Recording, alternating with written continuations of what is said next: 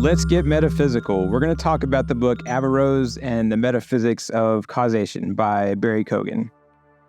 Causation is a fundamental concept that refers to the relationship between causes and effects. We're talking about the principle that everything that happens or exists is the result of a specific set of conditions or events that happened before. It's a key concept to understanding how and why changes occur in the world around us. It's really important. For example, when I say the rain caused the street to get wet, I'm describing a cause and effect relationship where the rain, which is the cause, results in the street being wet, which is the effect. You may also think of the butterfly effect in terms of cause and effect. So small changes in a complex system can lead to significant and unpredictable consequences. So if a butterfly flaps its wings in China, we might end up with a hurricane in Miami. That's just one small example, or maybe that's a big example. So think about the series of events that led to you being here in the universe and on this planet. There's all these complex things that happened that led to you being born. Your ancestors had to survive for thousands of years, and the smallest changes here or there, and you never would have existed. You're quite literally this walking miracle of existence, which completely goes back into cause and effect. And if you're looking at philosophy, science, everyday life, understanding causation helps us explain the connections and sequences of events that shape our reality. It might seem like a smaller subject at first, but when you really start to consider it more deeply, you realize it actually goes to the core of everything behind philosophy, religion, spirituality, science, and metaphysics, because it gets into following causes and effects all the way back to the very beginning of everything. We're talking about the creation, the Big Bang, the start of reality, and the universe as we know it. So the subject of the book, who is Averroes? This is a guy who was a philosopher and theologian during the Islamic Golden Age. He was Andalusian and spent most of his time on the Iberian Peninsula. This was an amazing place because it had the confluences of Islamic, Christian, and Jewish scholars all in one place. And they were actually able to peacefully coexist for a fairly long period of time there. And so there were all these great libraries and centers of learning that contributed to this really great thought. And it was truly a gift to the world and humankind.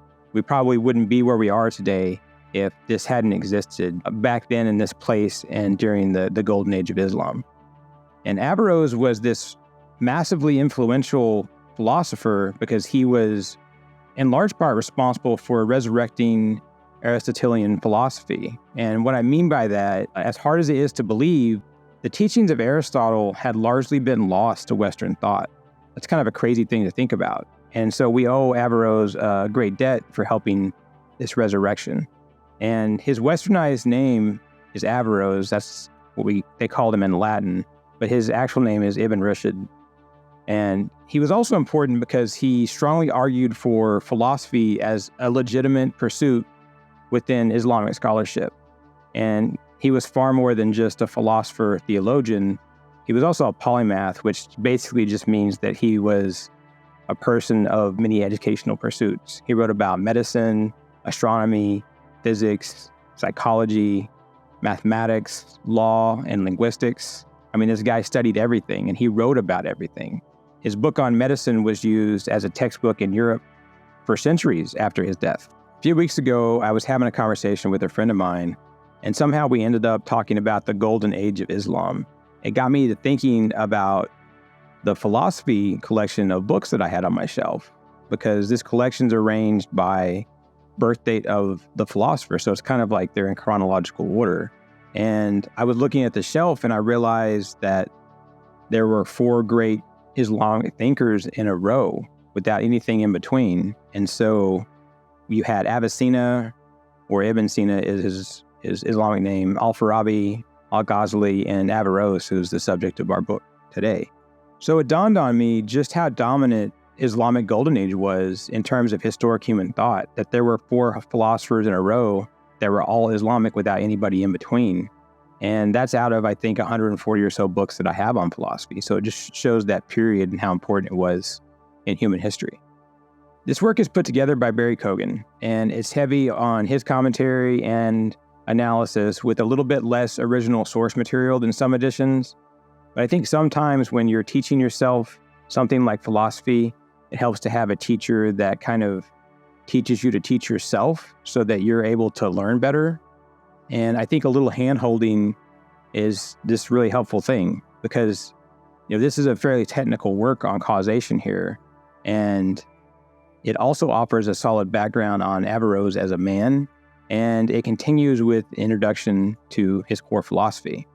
The way this book is structured, it has Kogan putting Averroesian thought up in contrast to Avicenna and Al-Farabi, who are kind of more in line with how he was thinking, but it also contrasts his work with that of Al-Ghazali, who was also, a philosopher and theologian.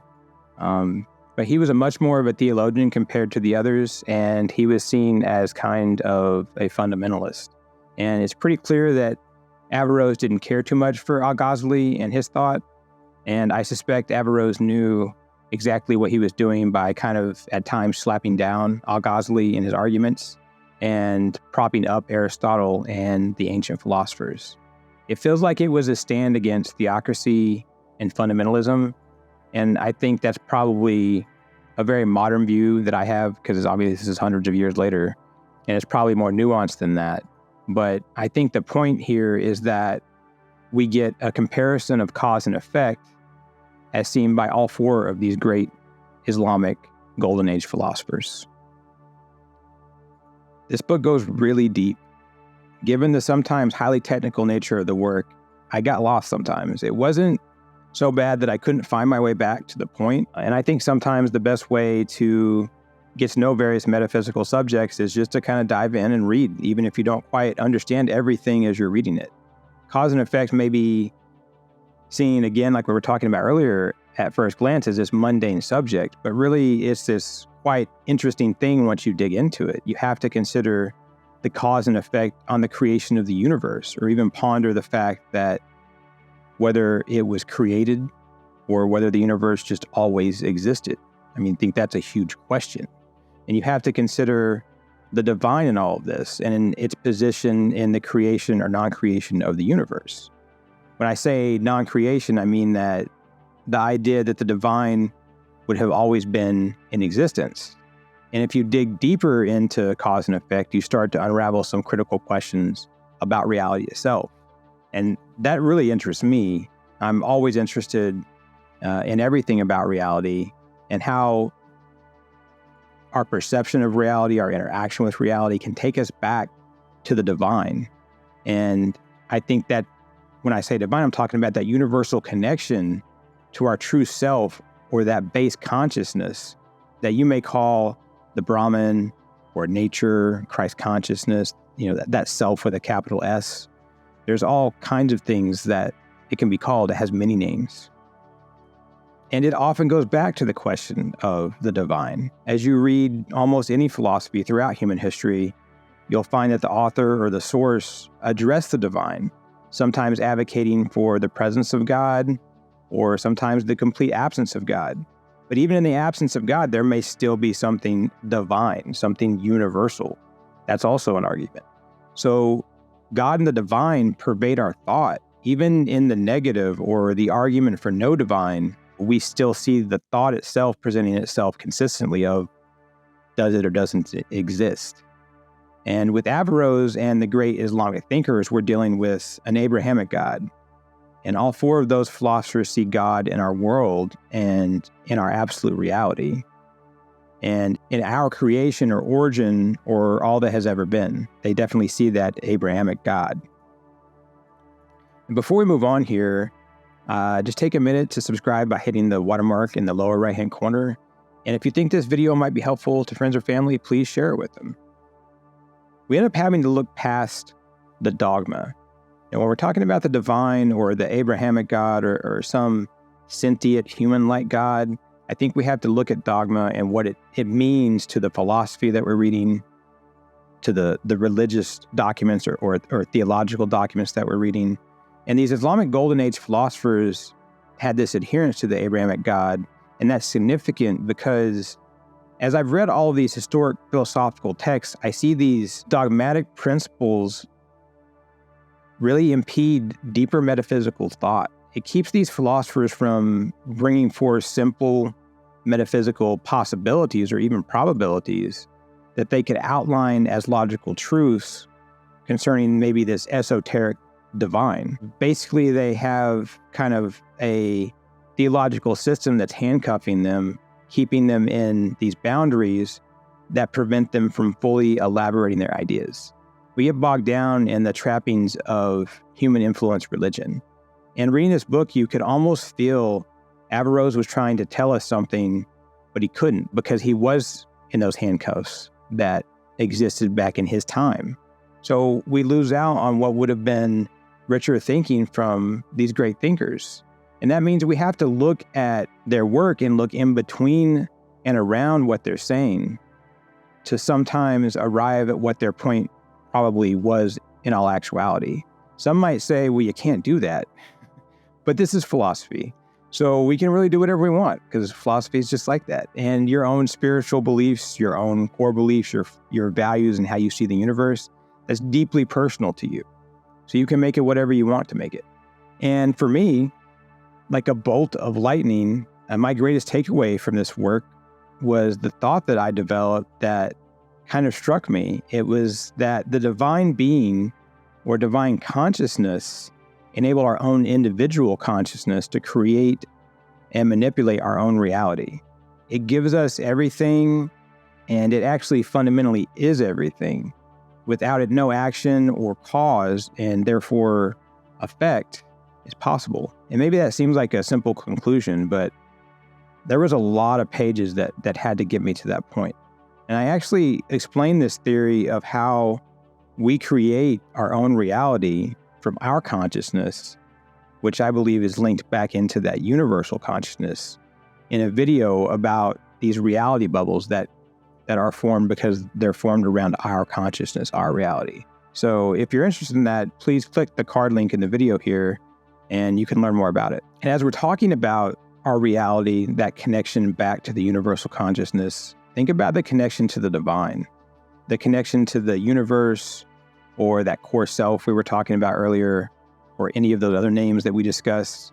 It's really important. The further we get away from our true nature and that core universal self, the cloudier our reality is going to become.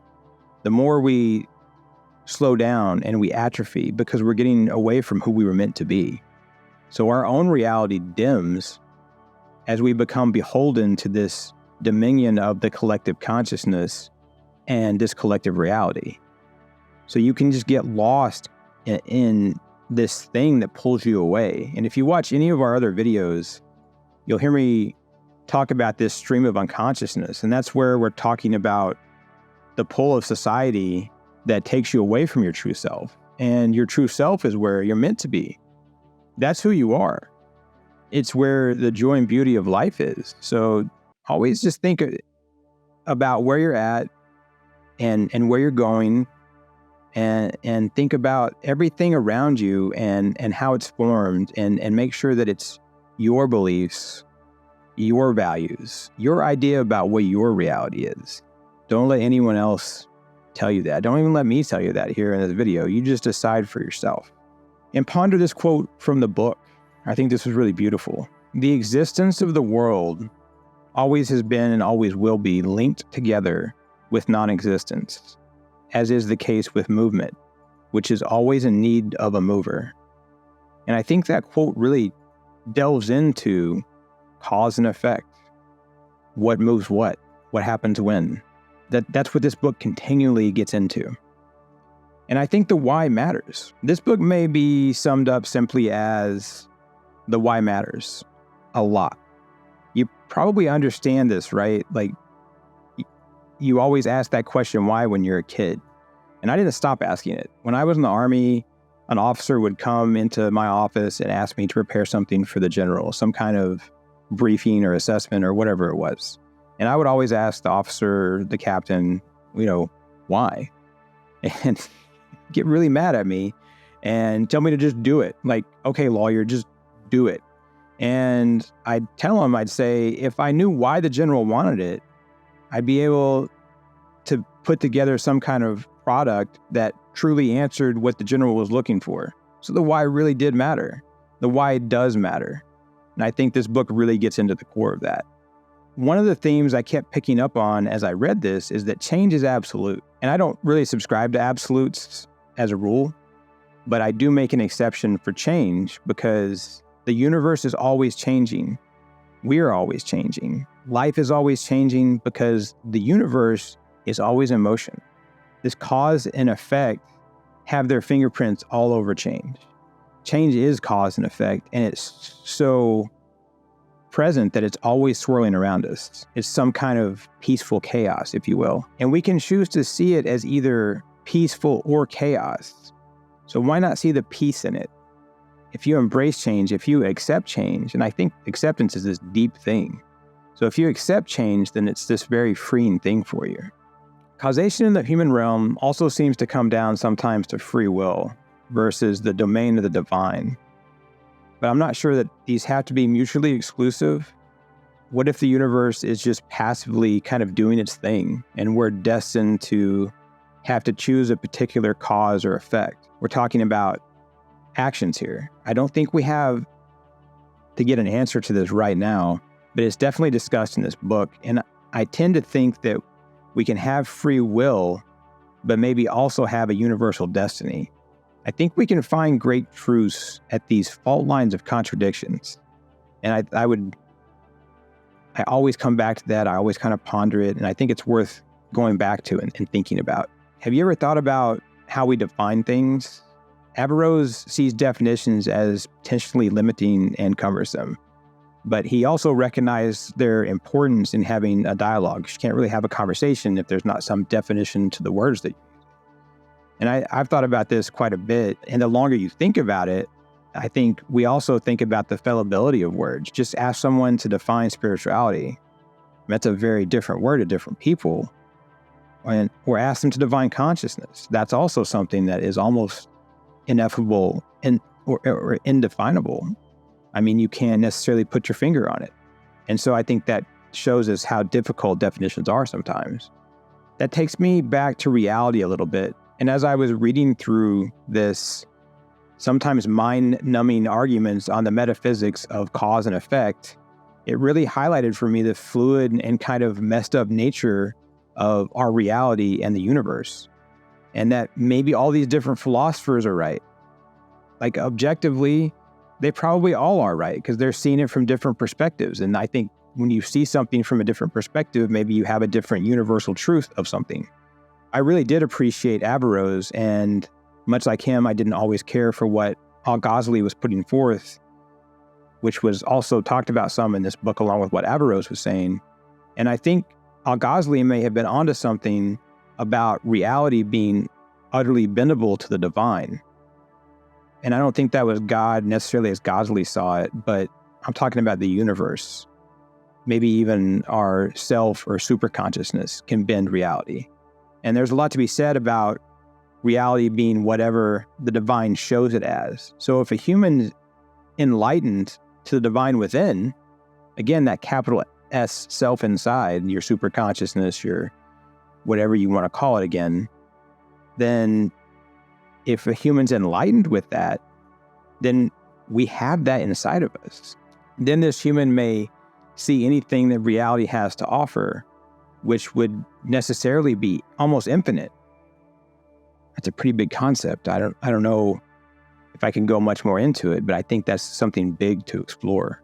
And I think I respect what Al-Ghazali is getting at, that ultimately reality is what the divine says it is. And if we're connected into the divine, then we can help define our reality. But either way, I think there is this elegant overlap between Averroes, Farabi, Avicenna, and Al-Ghazali. And I think that this elegant overlap might have been Averroes' point after all, that they're saying different things, they're saying it in different ways, but maybe they're in agreement about some very core truths of the universe. Have you ever thought about cause and effect like this? That it might go back to the very beginning of everything, that it shapes our existence and our reality? Let me know in the comments what you think about all of this, and I will definitely respond to you. We're a peaceful community where people can share their journeys, be themselves, and every day we have conversations about subjects just like this. Visit keyshar.org. And please like this video if you want us to keep making content just like this. And until next time, I wish you peace on your journey.